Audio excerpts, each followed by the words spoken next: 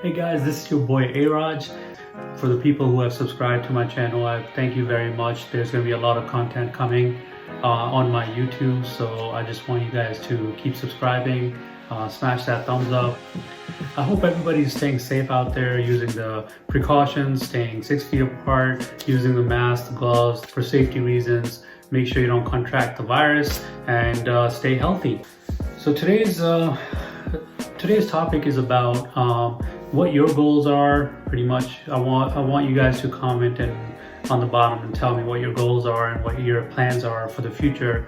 I'll go through my life, career progression, and all my educational track that I've followed throughout my life. And in life, surrounded by all the chaos, so many distractions, so many temptations, you kind of forget what your goals are in life, right?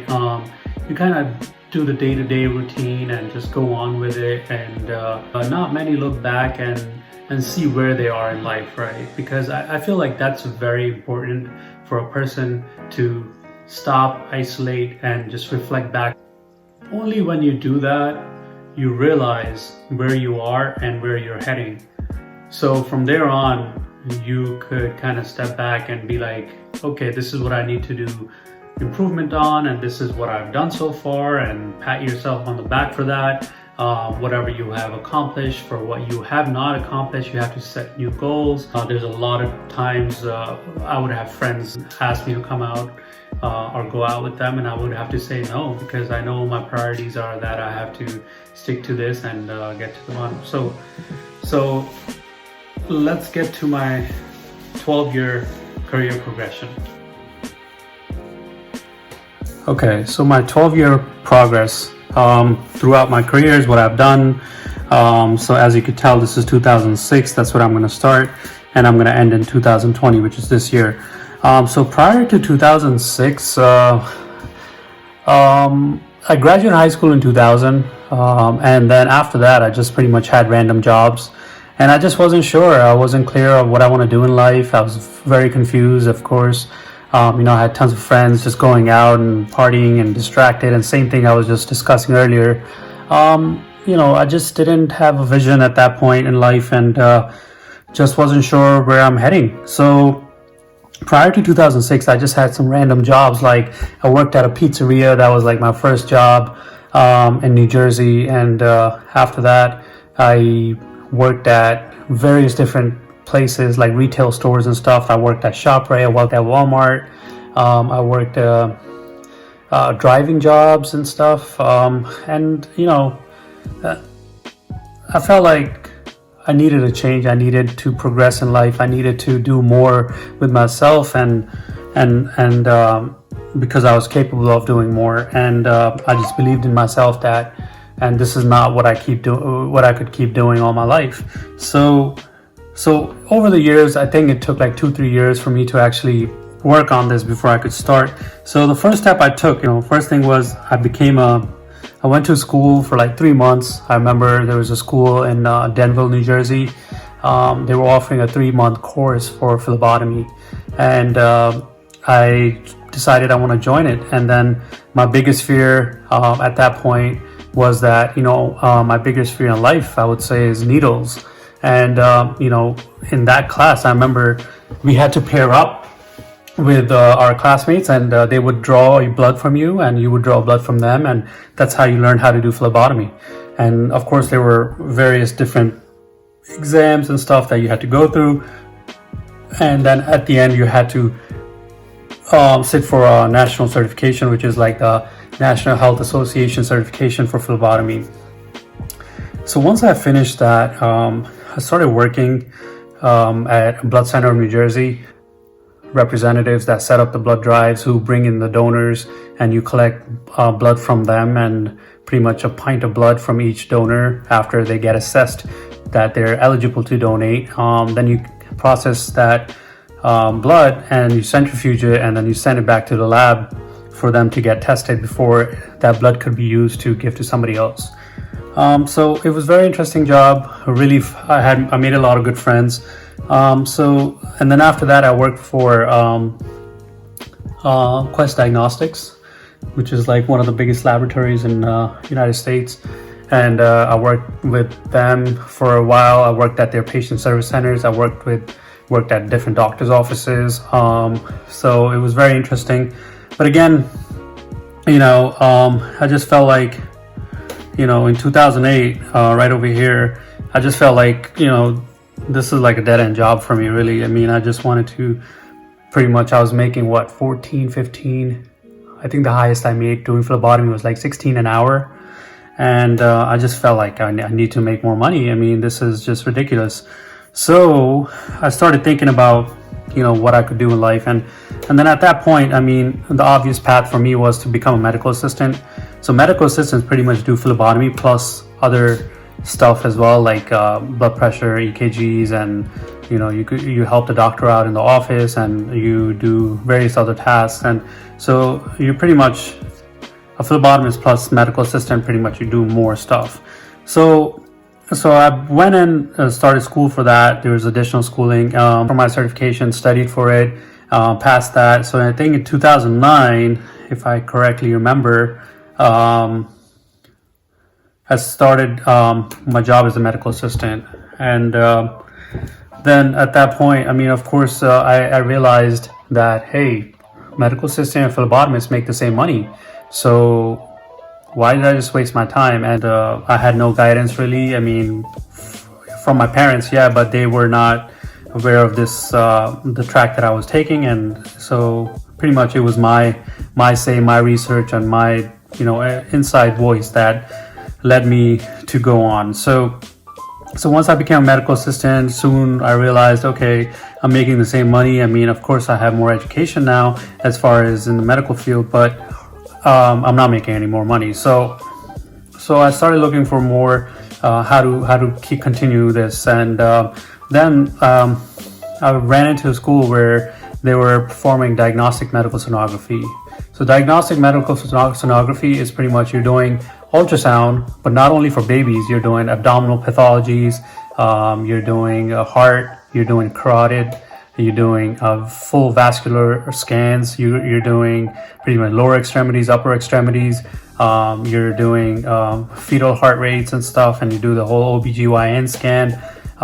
You pretty much do everything in diagnostic medical sonography, right? So what you do is pretty much scan the patient inside out, look for any tumors or cancerous cysts or anything like that, and you report that into your documentation, and then you send it to the radiologist. Radiologist kind of reads that, okay, and then they look at the images, and then they realize they pretty much make the final decision of, okay, yeah, this person does have a cancer or whatever the case is. And then, of course, those patients keep coming on, and then you have to kind of measure if the cysts are growing or the tumors are growing. If they are, then they have to get shrunk, or they have to do biopsies to figure out, what kind of cells they have, so on and so forth. So diagnostic medical sonography, I went to school for a lot of education there. 2 years I went to school, accredited school, and then 2 years later, I got my registry in ARDMS, which is American Radiology of Diagnostic Medical Sonography. It was a very tough 2-phase exam, which was, one was the physics part for sound waves and everything, and then the other one was the specialization, which was mine was abdominal. So you got so my specialization was abdominal. So in there you got all kinds of diseases, organ diseases, liver diseases, and so on and so forth. There's tons of things that you could talk about in there. So it was very interesting, a lot of knowledge there. So once I actually got my registry, I went and applied for jobs, and unfortunately the market was fully saturated, and I was not able to find a job. And there was one contract that I found. It was in Ohio, and it was like 2-week contract. I had to go out there, and next thing you know, just 2 weeks later, I was coming back to New Jersey. So I think I spent like 1 year doing that, and then I was like, hey, this is just not working out. I can't stop here. I've worked this hard up to this point, and there's no way I'm just gonna give up now and just be like, okay, and accept that for myself, right? So in 2011, I started in like desktop support, and just doing like, I always was good with computers. I would build computers as I was a kid, and was really good with Windows and Macintosh and PCs in general. So I thought this would be a good job, and I got a job as a desktop support for an insurance agency without any certifications or anything, just my skills. I started making like 25 an hour right away, and it was a full-time job, and it was nearby my house, and it was like I was meant to do that, right? So great. So in 2011, I started doing desktop support, and then at that point, I was doing that. I was like, okay, I want to keep progressing myself. There's no way I'm gonna just keep doing desktop support. That's just, I want to be I had really high goals for myself, right? So I wanted to become a network engineer from there on, and then I started cross-training myself, started learning, and started just like spending tons of hours, outside my work time, and just learning what networks are, and how could I get into that. And I started like knowing about CCNA certification and so on and so forth. So in 2012, I started my actual network engineer job, and it's very, very a lot to learn there. Very different from what I have been doing in the past, because everything was healthcare, and then all of a sudden I had to make a switch because diagnostic sonography, I decided that I'm not finding a job, so I have to switch careers. I have to do something about it before it gets I can't sit around, obviously, right? So became a network engineer in 2012. Then I moved on and worked as a 2012, 2013, 14, 15. And then in 2016, I applied for a job and I became a senior consultant. So senior consultant is pretty much you're doing a lot of deployments and, doing a lot of,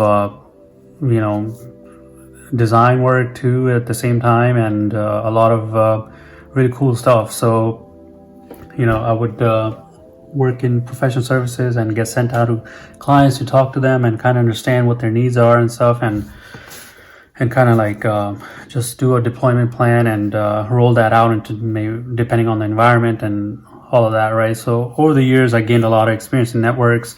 So that led me to become a senior consultant, and so I started doing more major work. And then from there on, of course, I wanted to keep growing, and I wanted to go towards architecture side, and that's when I started, so in 2016, 17, 18, 19, and then this year, pretty much, I'm doing a lot of design work for high-end clients. So one of my clients in the past were Cleveland Clinic, worked with UBS, Union Bank of Switzerland.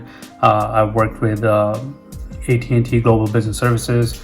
I worked with some city of Rhode Island, city of Maine. I've deployed a lot of solutions for them and designed a lot of solutions for them. So this is where I am in solution development at this point in my life, where I get engaged with a client where I have to do a discovery, where I collect business requirements and kind of translate them to their technical solutions, and kind of like see what their future goals are, and kind of make sure the technology aligns with what they're trying to do in their future. So that's my 12-year progression for my career. So I started with phlebotomist, became a medical assistant, diagnostic medical sonography. Then I got into desktop support because I couldn't find a job in diagnostic medical sonography, even though I had the certification and registry. And then after that, I became a network engineer, senior consultant, and now I'm architecture solution development. So it's been a long road, but I guess this chart kind of tells you that just, it's not enough. You just can't give up. I mean, I could have just gave up right here, but I didn't. And I just kept going. So now I want you guys to see what kind of educational background did I need to get this far, right? I mean, I just didn't easily just start climbing and started applying and getting these jobs. I had to have the credentials, and I had to have all kinds of metrics that I had to meet before I could make these jumps, right? So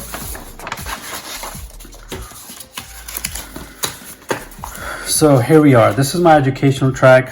So certified phlebotomist, 3 months, as I was telling you guys. certified medical assistant. So it was another 14 months I had to go to school for that.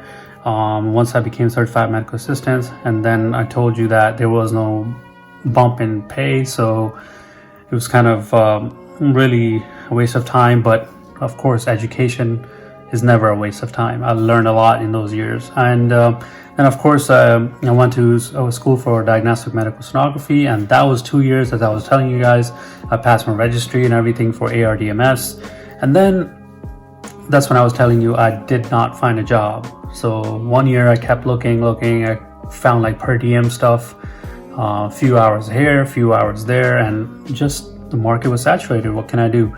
I looked everywhere in the United States. I was going to move to Alaska at one point, and Burbank, Alaska to be exact. And they just kept making sure with me that, do you know what you're getting into? The weather here, are you going to be able to? They don't want a person who would just go out there for a month and be like, okay, I'm going back home. And, you know, because they spend a lot of money in hiring a person, flying them out there and keeping them there.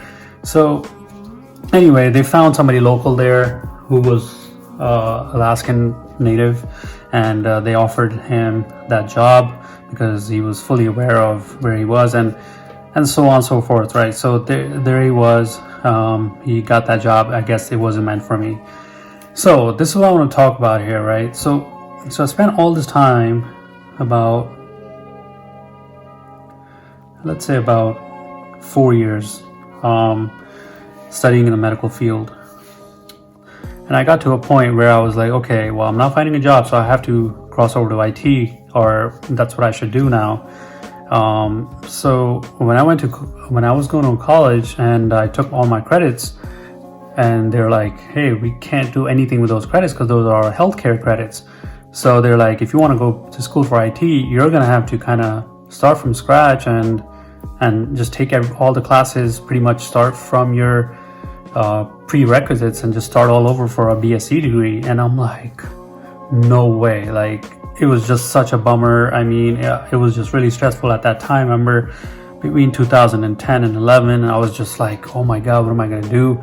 But instead of just sitting there and just crying about it, or contemplating why is this happening to me or whatever, I was like, okay, it has to be done. I got this far, I have to keep moving, right? So boom. So in 2010, after all these years of education, I just did not gain anything besides, of course, education, but there was no path to go forward up. So in 2011, I started school.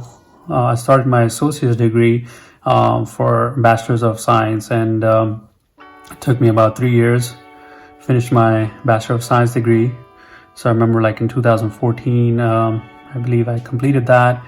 Then, of course, it wasn't enough. Again, my drive and my goals. I wanted to get my Master's of Science. It took me 1.5 years to gain my Master of Science degree in project management. So I got that. And then I went for my CCNA exam, CCNP exams, and each of those have like 5 individual exams each. And then this is the CCIE, which is Cisco Certified Internetwork Expert Level Certification. So this took me about 2 years to prepare. And I passed this exam in 2018, and currently it's been 2 years since I've been holding those credentials. And it was they say this is by far the toughest exam you could pass in the field of IT. So if you go Google it yourself, CCIE passing rate for the first time is 26 or 27%. Very tough exam, because what you do is they put you in a lab environment for 8 hours. They break everything apart, and you have to figure everything out and just make a massive network work back again with all the protocols and configurations and everything. And it's 8 hours of time, and you don't just go locally to wherever you live. You have to go to a certain state. So right now they're doing those testing in North Carolina or San Diego. So I had to fly out there, stay a night at the hotel. Next morning I would have to show up there early, and 8-hour test begins, and it's so nerve-wracking. It's costs a lot of money. And, but you know what? I got it, right? That's what matters. And I'm really So I got my master's, I got my CCIE, which I'm really proud of myself of doing. So all this educational track kind of meets with where I am in life, because solution development, you can't do solution development or get to that level unless you have a master's or a CCIE to be an architect, to be able to deploy, design, enterprise level networks for 150 sites or whatever. So it's been very interesting for me. It's been a great learning process overall. One thing I do want to say is that it wasn't as easy as just doing this, right? Every time you take a course or you do certification, there's a cost associated to it. So cost for 3 months of course, 14 months of course, 2 years, 3 years, bachelor's degree, 1.5. I remember half of that, at that point, half of that schooling was paid by my employer because I was doing a great job. And then CCIE was a personal goal from the get-go, so I paid for that myself, but they paid for the certification exam, which was $1,800. And of course, I didn't pass the first try. It took me my second attempt to pass it. So very difficult. Studied 2 years. I had to set up a lab in home and pretty much be typing 8 hours a day, and just I was a zombie those days and just didn't have any life. So long story short, so all these educational tracks that I'm showing you here incurred costs, right? So over the years, I think I was in debt for like 70,000-80,000. But the best thing was I never let that money accumulate. I always, let's say I took a 3-month course, I made sure I paid it off. 14-month, whatever job I had at that point, I made sure I paid that balance off before moving to the next one. So when I got to this point, 3 years, I paid that off. And then at this point, I remember my master's program was 35,000. So my employer paid half of it. So I paid 18 grand, I think, which was a lot better than paying almost 35, 40 grand. So, I kept knocking that out too. Of course, it required a lot of hard work, dedication, a lot of sacrifice.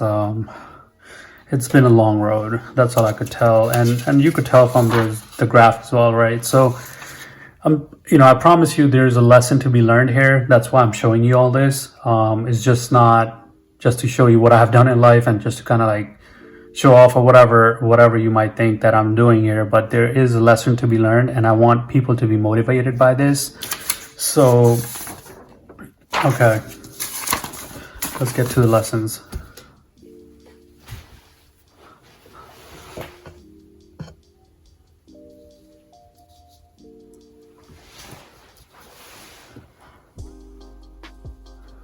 So lessons to be learned are: be persistent and consistent. So to get anything in life, you have to be persistent. Not only that, you have to be consistent. So you have to keep going after it, even if you fail, right? You fail one time, you go back again. You fail another time, you go get up and go back again. So you have to be persistent. Second thing, you have to be consistent. Let's say you're being persistent and you are doing the thing, but you just have to do it all the time. You have to keep doing it so you don't lose the habit. You build good habits and you keep doing it and you keep doing over and over. Repetition makes the man, right? So you have to keep consistently doing the thing, whatever it is, to be where you want to be in life. Second thing, goals without deadlines are dreams. So make sure every time you set a goal, if you do not set a deadline for that goal, pretty much you're dreaming, because your goals are going to get stretched out to 1 year, 2 years, 3 years, so on and so forth. So you want to make sure that you are setting deadlines, dates for your goals. So let's say if you have a certification exam that you want to study for. So today is what, May 11? So May 11, let's say you want to pass that exam by end of June. So give yourself till end of June to pass that exam. Because if you don't set the date, you're not going to have the urgency or the push behind you to achieve that. So fuel your hunger for growth. So fuel hunger for growth. Fuel your hunger for growth pretty much means you just have to, if you want to chase something, you have to go for it. Don't ignore it, that yourself is telling you that, oh, I want to get somewhere in life, and just don't ignore those feelings, right? You have to fuel your hunger, because I promise you, if you do fuel your hunger, you will get somewhere in life and you will find a track for yourself, whatever it is. So make sure you do that. Keep learning and do research. So you have to constantly learn, read a lot, read articles, read books, do your research. Sometimes I do a lot of this. I read all the time after work. I'm curious about things. My brain's like, not able to sleep at night because I'm like stuck in a problem I'm trying to solve in my head. And so you have to do that, because that's going to make up questions in your head, right? How you want to tackle certain things, how you want to go about doing certain things. And that's very important. This is going to massage your brain to bring out creativity. So very important here, this one. So most importantly, never give up. And as you could tell in I'll refer back to this again. You just can't give up, right? Because after diagnostic medical sonography, I could have just gave up, but I didn't. I started from ground up pretty much again, because my credits didn't transfer over. But the key is you have to do it. You must do it. So never give up, follow your dreams. I promise you, if you follow your dreams, never give up, you will get to what you want in life. And that's just the natural law of physics. Never give up. All right, well, thank you guys. Make sure you subscribe to the channel for those who haven't.